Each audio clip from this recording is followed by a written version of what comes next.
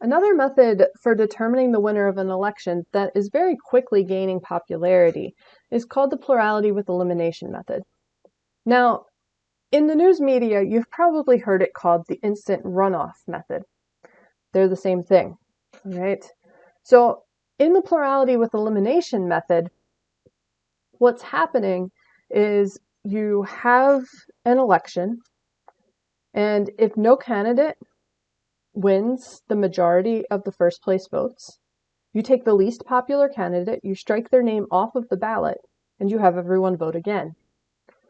And again, if no one gets the majority of the votes, then whoever got the fewest first place votes gets struck off the ballot, and you have another election. Now, this is very time consuming and very costly. So we actually have a way to avoid having so much cost and time in this, and that's to have everyone fill out a preference ballot rather than just a ballot.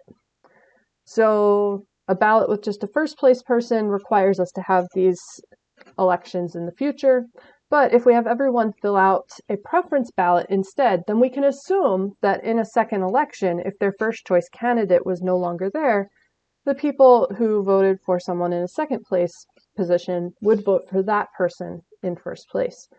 So we use preference ballots to allow us to have just one election, but still use this plurality with elimination method for determining the winner.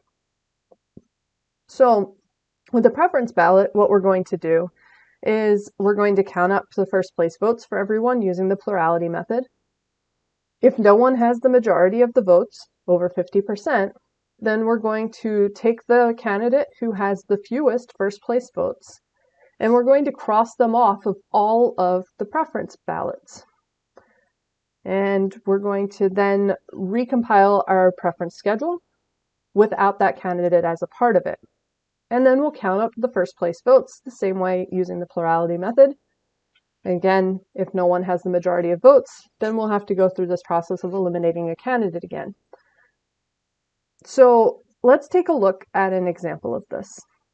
Here we have the preference schedule for our number of votes for each of our 4 candidates on these different ballots. So for the plurality with elimination method, what we're going to do is we're going to count up how many first place votes each candidate has. So if we look at our preference schedule, A is in first place only in this first position with 14 votes for them being in first place. Now B is only in first place on the ballots where there were 4 ballots. So there are 4 first place votes for B. And C is in first place on 2 different types of ballots. So we add together the number of each of those ballots. So we have 10 plus 1, or 11, first place votes for C. And then D is in first place only on 8 ballots. So with plurality with elimination, what we do is we say, okay, does anybody have the majority? No, they don't have the majority. So then I go through and I say, what candidate has the least first place votes? That would be candidate B. So I'm going to eliminate candidate B. So I'll cross candidate B off on every ballot type that I had here. And we're going to move forward pretending that candidate B doesn't exist. Now, since candidate B doesn't exist anymore, notice I've left them out of the possible candidates for round 2. So now, everywhere where B was, those people below move up a position.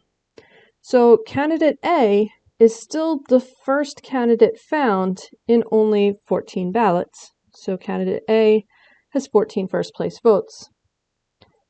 Candidate C is the first candidate found on 11 ballots.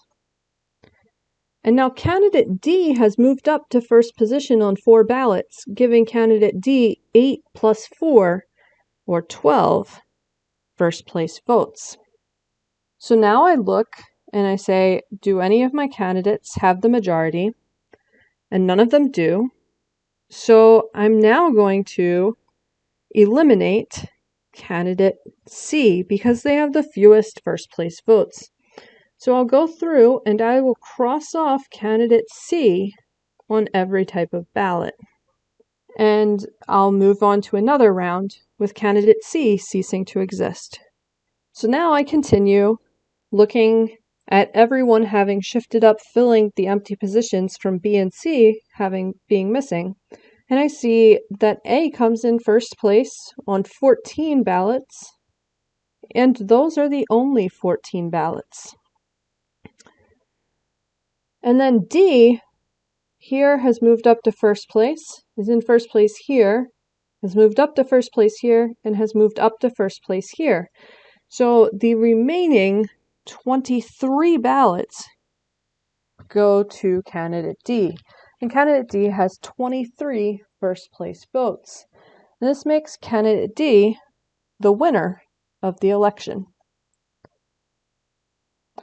Now, if you have to rank order when you've used plurality with elimination, the second candidate who was still standing at the end is always second place. The candidate who was most recently eliminated, so candidate C, will be third place. And the first candidate who was eliminated is in last place. So candidate D would win. Candidate A is in second place, C is in third place, and B is in last place, despite A having won with the plurality method and B having won with the board account method.